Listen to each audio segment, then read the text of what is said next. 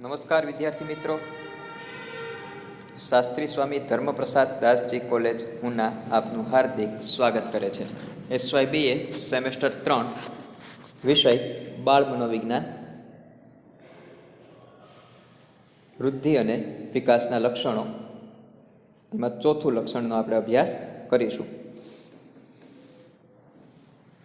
વિકાસમાં વ્યક્તિગત ભિન્નતા જોવા મળે છે.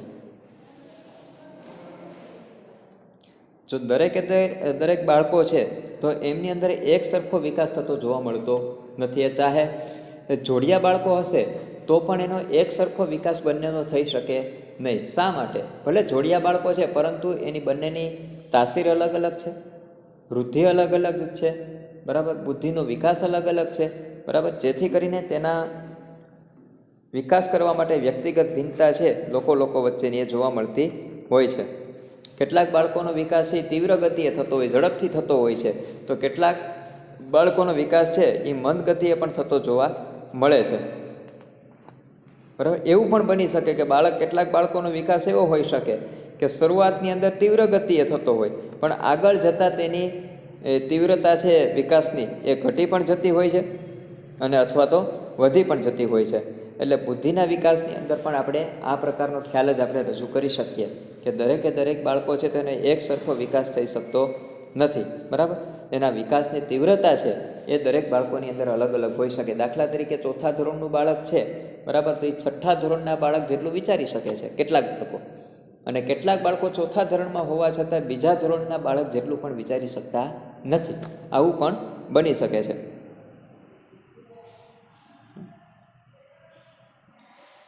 એટલે આ પ્રકારની પણ આપણે વિકાસનો ખ્યાલ છે એ જોઈ શકીએ છીએ. ક્યારેક એવું પણ બની શકે છે કે મંદ બુદ્ધિવાળું બાળક હશે તો એ ભવિષ્યની અંદર પણ એવું જ રહેશે એવું આપણે ચોક્કસપણે ન કહી શકીએ. કેટલાક મહાપુરુષોના વાંચન પછી કે એના જીવન ચરિત્ર પછી પણ એની અંદર પણ કંઈક ને કંઈક તફાવત પણ જોવા મળી શકે છે અથવા તો પરિવર્તન પણ જોવા મળી શકતું હોય છે.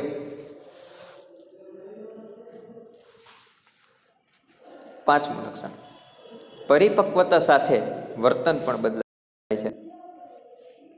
બાળક જે રીતના શરીરમાં વધતું જાય છે, માણસના વર્તન છે એની અંદર પરિવર્તન આવતું હોય છે. ઉચ્ચ કક્ષાનું વર્તન થતું જાય છે. બાળકની જેમ જેમ ઉંમર વધે છે, પરિપક્વ બની જાય છે, એટલે કે મેચ્યોર બની જાય છે, એવા સમયે તેનું વર્તન છે એ સારું એવું બની જતું હોય છે, એટલે કે સુશીલ બની જતું હોય છે. દાખલા તરીકે કોઈ 15 વર્ષનું બાળક છે, 15 વર્ષનો કોઈ વ્યક્તિ છે, 10મા ધોરણની અંદર ભણનારો વ્યક્તિ, તો એ કંઈ નાનામાં નાના રમકડા માટે જીદ કરે તો એનું વર્તન સારું કહેવાતું નથી. પરંતુ 15 કે 18 વર્ષ સુધીની અંદર એ પહોંચે છે એટલે પરિપક્વ બની ગયો હોય છે. તેવા સમયે એવી નાની જીદ છે એનામાં હોતી નથી. એ વર્તનની અંદર એનું પરિવર્તન આવી ગયું જોવા મળતું હોય છે, બરાબર. કે પોતાની માગણીઓ છે એ વ્યવસ્થિત રીતે રજૂ કરતો થાય છે. જેમ જેમ પરિપક્વ બને છે એની દોડવાની રીત છે, વાત કરવાની રીત છે, એ ઉંમરની સાથે સાથે એમની અંદર પણ એના ફેરફારો છે આવેલા જોવા મળતા હોય છે. એટલે પરિપક્વતા અને વર્તન વચ્ચેનો સંબંધ છે એ પણ એક સિક્કાની બે બાજુ જેવું આપણે કહી શકીએ. પરંતુ જો એ પ્રકારે એનું ડેવલપમેન્ટ થયેલું હોય તો, બરાબર, કે જેમ જેમ એની ઉંમર વધે છે, પરિપક્વ બને છે, એવી રીતના એના વર્તનમાં ફેરફાર આવી શકતું હોય છે. નેક્સ્ટ,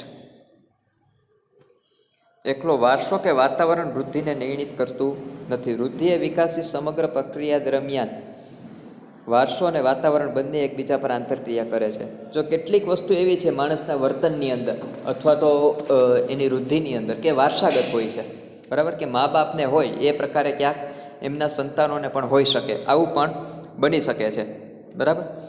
અને બીજી વસ્તુ છે વાતાવરણને આધીન હોય છે કે કેટલાક લોકોનો વિકાસ છે કે કેટલાક બાળકોનો વિકાસ છે તો એ જેવા વાતાવરણમાં રહેતો હોય છે, બરાબર, જેવો એના મિત્રો છે, એના પરિવારનું વાતાવરણ છે, કુટુંબનું વાતાવરણ છે, શેરીનું વાતાવરણ છે, શાળાનું વાતાવરણ છે, એ વાતાવરણને આધીન એનામાં વિકાસ છે એ જોવા મળતો હોય છે. આવું પણ બની શકતું હોય છે. એટલે કે માત્ર ને માત્ર વૃદ્ધિ ઉપર જ નિર્ણિત કરે એવું હોતું નથી, બરાબર. એના વારસાગત રીતે અને વાતાવરણજન્ય પણ હોઈ શકે છે.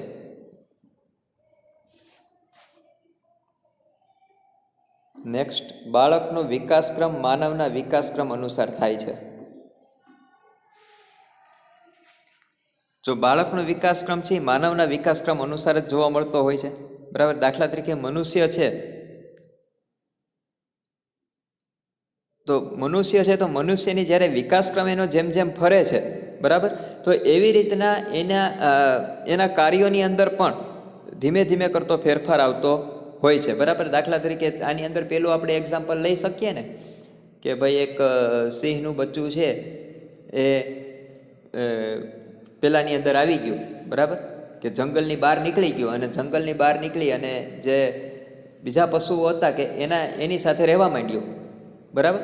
તો એનો વિકાસ છે એ એક એના જેવો છે કે ભાઈ દાખલા તરીકે હાલો કે ભાઈ ગાયોના ટોળા સાથે રહેવા માંડ્યું. બરાબર, અથવા તો બકરાના ટોળા સાથે રહેવા માંડ્યું છે ધીમે ધીમે કરતું એ. બરાબર. પછી એક દિવસ એને કોઈ પેલો એનામાંથી કોઈક તો હશે ને લીડર, એ આવીને કહે છે કે ભાઈ તું આ સમાજનો નથી, તું તો આપણા સમાજનો છે, તું તો સિંહ સમાજની અંદરથી આવે છે, પ્રાણી છે, તું જંગલની અંદર રહે છે. તો કે ના, મારો તો ઉછેર જ આ લોકો ભેગો છે, હું એની સાથે જ રહીશ. બરાબર. એ પછી એને સરોવર પાસે લઈ જાય ને જે એનો પડછાયો છે પડછાઈને હાથે એને બતાવે છે ને એવું માલુમ પાડે છે, એ પછી એની સાથે રહેતા શીખે છે. બરાબર. એટલે આ પ્રકારે જેવા સમાજની અંદર રહેતો હોય છે એ પ્રકારે એનો સ્વભાવ છે એ બની શકતો હોય છે અને એ પ્રકારે પોતે વિકાસ સાધી શકતો હોય છે. બરાબર. પણ કેટલુંક એવું પણ બની શકે છે કે કેટલાક લોકોનો સ્વભાવ એ પ્રકારનો ચીડિયો હોય તો આ એકાએક સ્વભાવની અંદર બદલાવ આવતો નથી. એક માનવક્રમ ખરો, પણ એકાએક એ સ્વભાવની અંદર બદલાવ આવતો નથી. બરાબર. કે તરત જ એની અંદર એક આદર્શોનું પાલન થઈ જાય એવું પણ શક્ય બનતું નથી. વિકાસ એ પૂર્વકથિત છે. જો વિકાસ પરથી ભવિષ્ય કથન પણ આપણે કરી શકીએ છીએ. દાખલા તરીકે કોઈ નાનું બાળક છે એની રસ રુચિ વધારે પડતી કેટલાક પેલાની અંદર હોય કે દાખલા તરીકે ક્રિકેટમાં બહુ રસ છે, તો આપણે કહી શકીએ છીએ એનું ભવિષ્ય કથન કરી શકીએ કે આ મોટો થઈને ક્રિકેટર બનશે. બરાબર. દાખલા તરીકે કોઈ બીજા કાર્યની અંદર એની રુચિ છે, ભણવામાં બહુ હોશિયાર છે, તો આપણે કહી શકીએ કે ભાઈ મોટો થઈને આ ફલાણી જગ્યાએ પહોંચશે, કલેક્ટર બનશે, ડૉક્ટર બનશે. આ પ્રકારનું આપણે ભવિષ્ય કથન છે એ કરી શકતા હોય છે. પણ ક્યારેક ભવિષ્ય કથન છે એ ખોટું પણ, દાખલા તરીકે કોઈ સુખ લકડીવાળો વ્યક્તિ છે, બરાબર, હાવ એનું સામાન્ય શરીર છે આછું, તો એના ઉપર આપણે એવું ન કહી શકીએ કે પહેલવાન જ બનશે. બરાબર. અને વિકાસ પૂર્વકથિત ખરો. પછી નેક્સ્ટ અને છેલ્લું, વૃદ્ધિ અને વિકાસને બળજબરીથી ચાલુ કરી શકાય નહીં. જો વૃદ્ધિ અને વિકાસ છે એને બળજબરીથી ચાલી શકે નહીં, કારણ કે તે એક નૈસર્ગિક પ્રક્રિયા છે. વૃદ્ધિ છે એ કુદરતી પ્રક્રિયા છે.